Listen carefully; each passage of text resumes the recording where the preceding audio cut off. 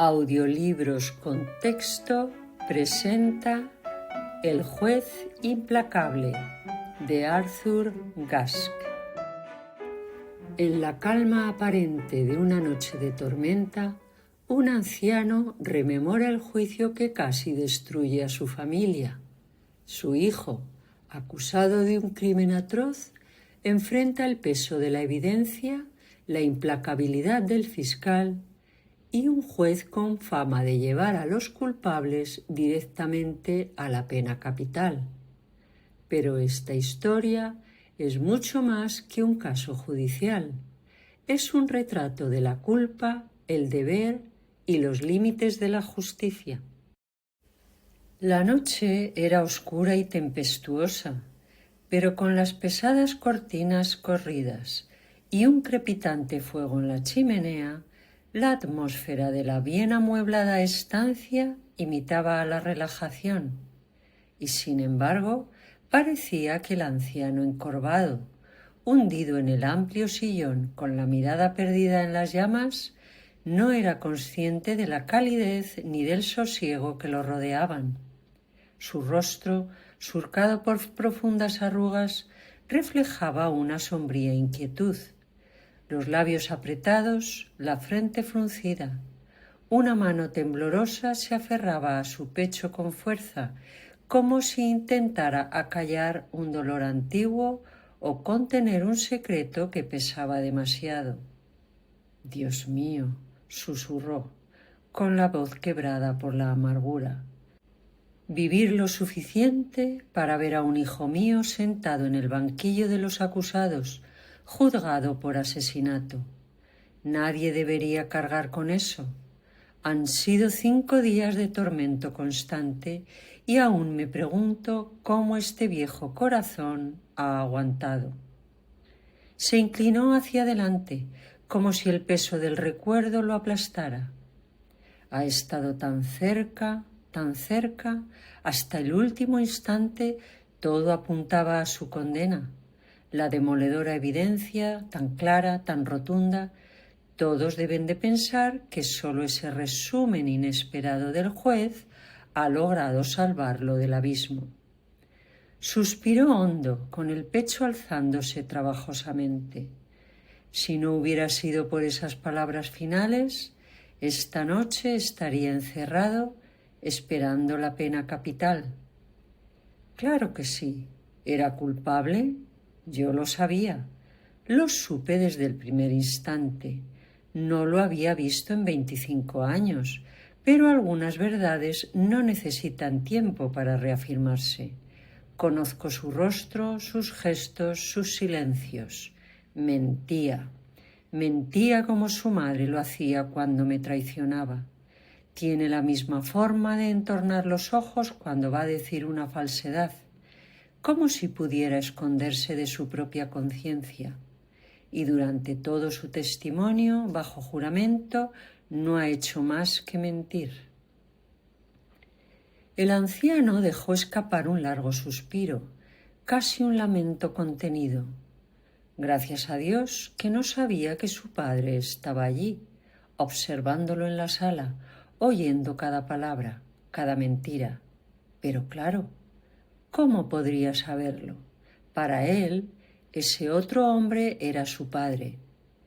Cree que ambos murieron hace muchos años. Doris me lo confesó en su lecho de muerte. Nunca le dijo la verdad y la creí. Creo que, por una vez, decía la verdad. Se incorporó un poco, con dificultad, como si un recuerdo aún más amargo lo agitara por dentro. Sí, Harold tenía todos los motivos para asesinar a ese hombre. Recuerdo perfectamente el momento en que la serpiente entró en mi casa por primera vez.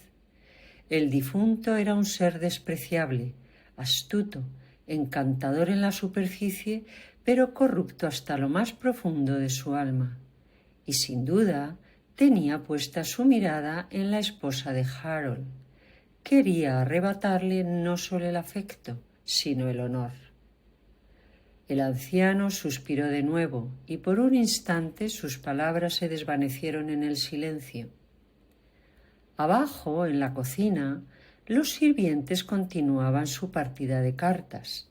Mientras el mayordomo repartía, el cocinero, con un escalofrío mal contenido, murmuró: «Estoy seguro de que pronto nos enteraremos de una muerte. Esta noche 3 hojas de té alineadas en mi taza. Eso siempre significa lo mismo. Alguien va a morir». «Magnífico», bromeó el mayordomo.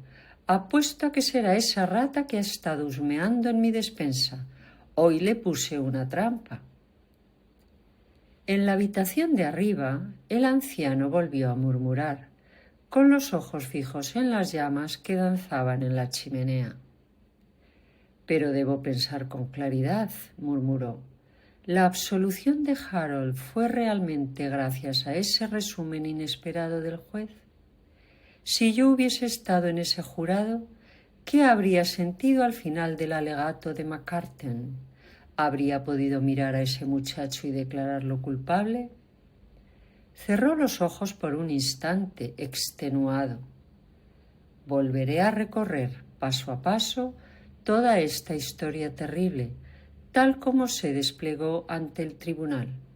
Cada testimonio, cada mirada, cada duda, hasta el último momento en que Harold descendió del estrado como un hombre libre. Y entonces veré qué me dicta ahora mi conciencia».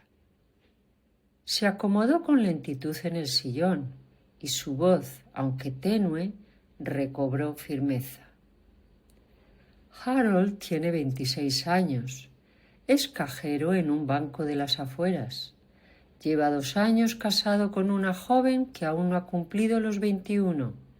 No tienen hijos, pero el hogar que comparten es sereno, casi feliz. Nunca discutían, o al menos no lo suficiente como para levantar sospechas. El hombre asesinado era un soltero mundano, corredor de bolsa en la ciudad, encantador pero venenoso, maligno.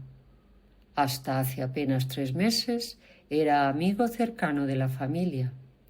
Demasiado cercano, quizás. A Harold nunca le agradó que visitara a Dorothy cuando ella estaba sola. Se lo dijo con toda claridad, y como era de esperar, la amistad se terminó. A partir de entonces, cuando se cruzaban en reuniones sociales, la atmósfera se volvía tensa. Era evidente que algo oscuro se interponía entre ellos. Llegamos ahora a la fatídica noche del baile organizado por la señora Brandon en su enorme villa, situada frente al río, con solo una carretera separándola del agua. La ocasión era especial, la celebración de la mayoría de edad de su única hija. La fiesta fue multitudinaria, con 44 invitados confirmados, y se habían habilitado 4 habitaciones en la planta baja exclusivamente para ellos. En una se dejaban los sombreros y abrigos, en otra se bailaba. La tercera albergaba 5 mesas de bridge y la cuarta ofrecía un buffet de refrigerios para que los asistentes se sirvieran a voluntad. El corredor de bolsa, Bennett, fue el último en llegar. Según se cuenta, Dorothy lo estaba buscando y lo vio entrar por el camino de acceso en su coche. En cualquier caso, él se dirigió directamente, como explicaría más tarde, al guardarropa para recoger unos cigarrillos que Harold había dejado en su abrigo. Una de las criadas entró al guardarropa casi al mismo tiempo y se encontró con Dorothy y Bennett muy juntos. Según su testimonio, parecía que él estaba a punto de besarla cuando ella, la criada, apareció de forma inesperada. También declaró que, justo en ese instante, Harold pasó por el pasillo y debió haberlos visto, ya que lo vio lanzar una rápida mirada hacia la habitación. Nada más relevante ocurrió hasta alrededor de las 11 de la noche. Fue entonces cuando Bennet interrumpió su baile con una joven para salir, según dijo, a revisar su coche. Alegó que hacía tanto frío que quería dejar el motor en marcha unos minutos para evitar que se congelara el agua del radiador. La fiesta se prolongó hasta la 1:30 de la madrugada. Cuando todos los invitados ya se habían ido, la señora Brandon comentó a su esposo que había visto muy poco a Bennet durante la noche y que ni siquiera se había despedido, lo cual le pareció extraño. A la mañana siguiente, para sorpresa de todos, el coche de Bennet seguía aparcado frente a la casa, en el mismo lugar donde lo había dejado al llegar. Preocupada, la señora Brandon llamó al apartamento de Bennet y habló con su ama de llaves, quien le informó que no había regresado a casa ni había enviado mensaje alguno justificando su ausencia. Más tarde, ese mismo día, su cuerpo fue hallado en el río, enredado entre la maleza, a menos de 200 metros de la casa. Las pruebas presentadas durante la investigación demostraron que había sido arrojado al agua mientras estaba inconsciente, producto de un fuerte golpe en la mandíbula que lo dejó fuera de combate. Todo indicaba que el golpe había sido asestado por un hombre con el puño cerrado. Al día siguiente, un taxista se presentó ante la policía. Contó que, poco después de las 11 de la noche del crimen, al pasar por la carretera frente a la casa de los Brandon, vio a un hombre entrar apresuradamente al camino de entrada y lo reconoció como el cajero del banco local. Ese mismo día, por la tarde, arrestaron a mi hijo. Había 5 razones de peso para sospechar que Harold era el asesino, y McCarten las desmontó con la habilidad y experiencia que le daban sus 30 años de carrera en el Tribunal Penal. Primero, Harold tenía motivos de sobra para odiar a Bennet. Segundo, fue testigo de un momento comprometedor en el que Bennet parecía a punto de besar a su esposa, algo que bien pudo hacerlo perder el control. Tercero, alrededor de las 11, Harold se ausentó brevemente, justo cuando Bennet salió a revisar su coche. Esa fue también la hora en que un taxista lo vio corriendo por el camino de entrada a la casa. Cuarto, más tarde, cuando ya se estima que Bennet había sido asesinado, Harold volvió a desaparecer durante un largo rato. Al regresar, dijo que había estado en el bar. Quinto, al ser detenido, Harold presentaba una pequeña lesión, una abrasión parcialmente curada en uno de los nudillos de su mano derecha. Sí, esos fueron los 5 cargos que pesaban sobre él, y juntos componían una acusación difícil de refutar. El viejo McCarten se movía con maestría en la sala, en pleno dominio de su arte, y no cabía duda de que estaba dejando una honda impresión en el jurado. Harold, por su parte, subió al estrado con aire desafiante. Demasiado desafiante, me pareció a mí. Negó con arrogancia haber sentido jamás odio hacia Bennet y restó importancia a la evidente atracción de ese hombre por su esposa, como si no fuera más que un motivo de burla. Aseguró que no los había visto juntos en el guardarropa, ya que, según dijo, no se encontraba en el pasillo en ese momento. Declaró que no había salido de la casa en toda la noche y que sus únicos desplazamientos habían sido entre el salón de juegos y el buffet de refrescos. En cuanto al raspón en el nudillo, no pudo o no quiso precisar su origen.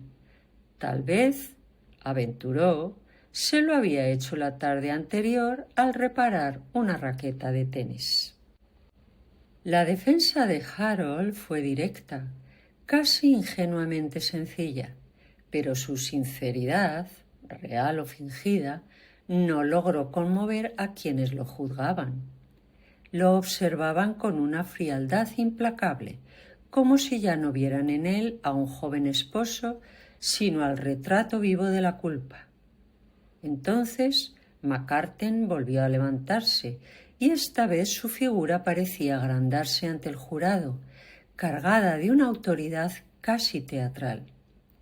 Con voz grave y cortante, desmanteló sin piedad cada palabra de la defensa, atacando no solo los argumentos, sino también el carácter mismo del acusado.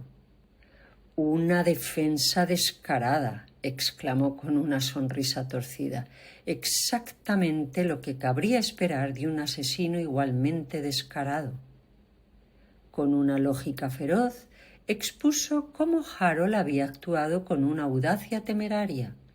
Había arrastrado el cuerpo inconsciente de su víctima por una vía pública, exponiéndose al riesgo de ser descubierto, y ahora, con ese mismo descaro, pretendía engañar al jurado y salir absuelto.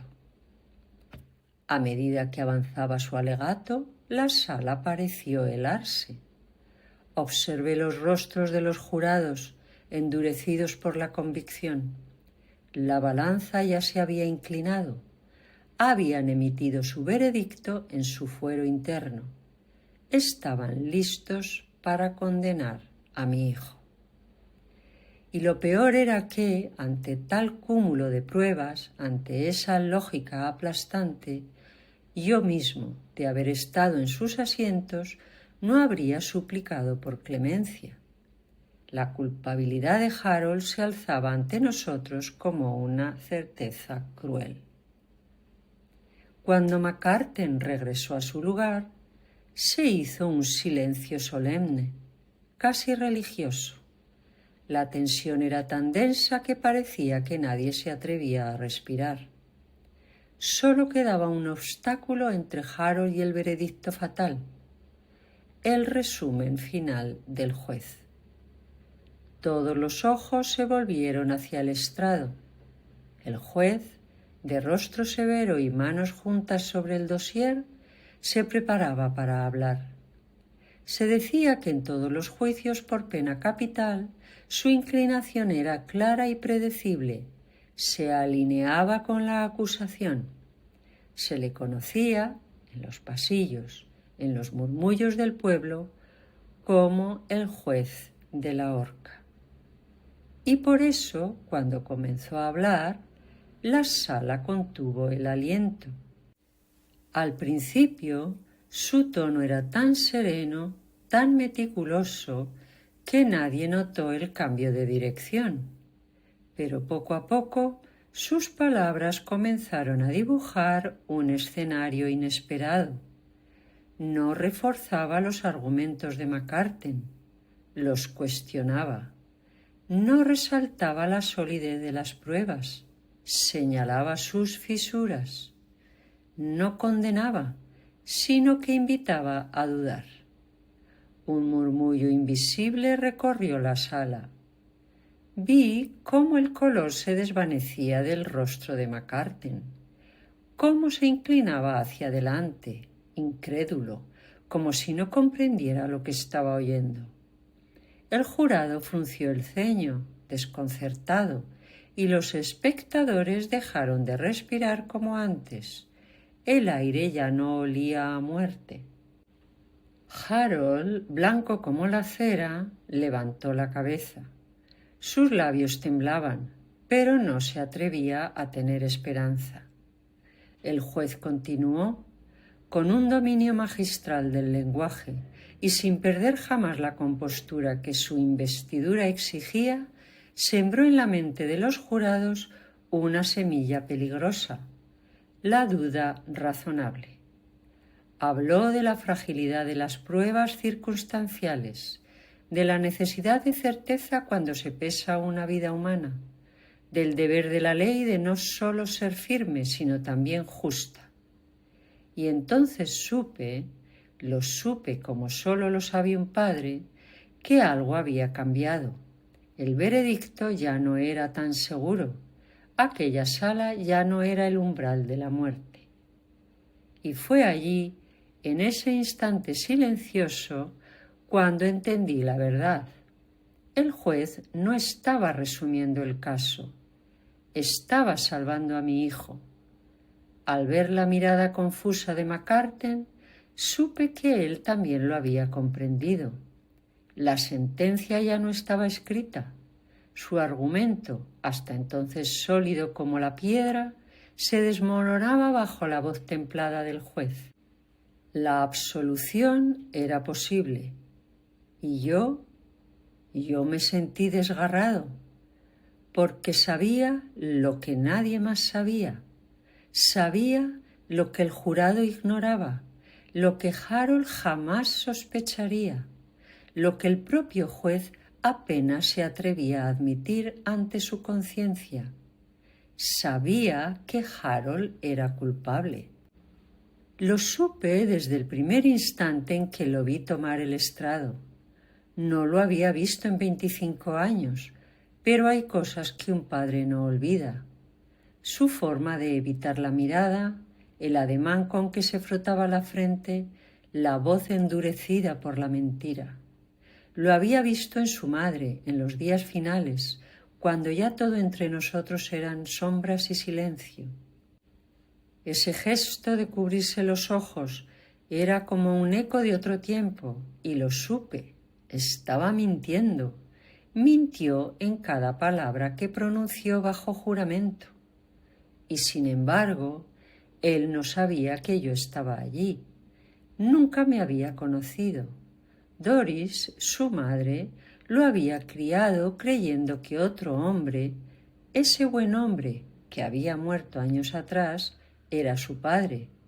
En su lecho de muerte, ella me lo juró. Harold no sabía nada, y yo decidí que así debía seguir. Pero allí estaba yo, observando cómo se juzgaba a mi sangre, cómo se desmoronaba su vida y cómo de pronto se alzaba de nuevo gracias a una voz que debía ser imparcial, pero que ya no lo era, porque el juez era yo. Ese viejo encorvado, con la mano apretada sobre el pecho y la mirada fija en el abismo del deber, era su padre, yo, y estaba usando la majestad de la ley para salvarlo. Sí, en aquel momento lo supe con toda certeza. Estaba traicionando la justicia por amor. Nunca he defendido mejor, se dijo el anciano, con la voz quebrada por la emoción, como si las palabras fueran un peso que no pudiera seguir sosteniendo. He usado todo el arte aprendido en los últimos 70 años, todos los trucos de oratoria. He confundido al jurado y menospreciado cada argumento de la fiscalía. He puesto en duda la declaración de cada testigo, así como he advertido vehementemente contra los peligros de las pruebas circunstanciales. Pero, Dios mío, mi corazón, ya no puedo respirar, es mi castigo. Su aliento se ahogó en el aire denso de la habitación y por un momento pareció que el peso de todo el sufrimiento, de toda la culpa, lo derribaba. Su cuerpo se encorvó aún más, como si el dolor físico se sumara al tormento de su alma. Abajo, en la cocina, el mayordomo acababa de jugar el as de picas. La carta cayó sobre la mesa con un sonido seco y definitivo. «Y eso significa que estás acabado», exclamó el mayordomo, con una risa triunfante que resonó en el aire. como si el destino mismo hubiera hablado a través de su voz. «Has hecho tu última baza y...» Pero se interrumpió. En sus ojos brillaba una chispa de duda y su mirada se desvió hacia la puerta con creciente preocupación. «Espera, ¿has oído eso?», preguntó, casi en un susurro. «Ha sonado como si alguien se hubiera caído. Ha debido ser el amo. Rápido, sube conmigo, rápido».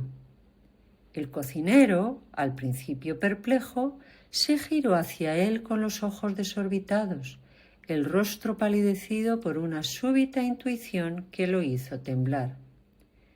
«Esas hojas de té, esas hojas de té», gimió, corriendo tras el mayordomo hacia la puerta, con pasos frenéticos. Sabía que significaban algo. El aire se volvió aún más denso, cargado de una tensión palpable. Cada paso que daban los sirvientes hacia la escalera parecía un golpe de tambor en la quietud que envolvía la casa. La noche, que hasta ese momento había sido solo un telón de fondo a la tragedia que se jugaba en el tribunal, parecía a punto de desvelar otro oscuro secreto. El anciano, en su afán por protegerlo, había utilizado todo lo que había aprendido a lo largo de su vida, convencido de que podía cambiar la narrativa, de que podía darle una nueva oportunidad a su hijo. Pero al final, todo lo que ha quedado ha sido la angustia de una vida llena de decisiones equivocadas, de caminos ya recorridos que no se pueden deshacer. A medida que el juicio avanzaba, se ha hecho más evidente que, por mucho que lucharan, había algo que escapaba a su control: la verdad. Y ahí, en la fría madrugada, la casa se ha convertido en un espejo de esa lucha interna. El mayordomo y el cocinero, ajenos al drama que se desenvolvía en el piso de arriba, también han estado atrapados en su propio pequeño mundo de supersticiones y destino, escuchando algo que no podían entender, pero que intuían con claridad. Las hojas de té, esa extraña señal que parecía predicar lo inevitable, han reflejado no solo el desenlace del juicio, sino la inexorable llegada de un destino que al final todos debemos enfrentar. Muchas gracias por escuchar Audiolibros con Texto. Si han disfrutado de esta historia, los invito a suscribirse al canal y dejar un comentario. Hasta la próxima.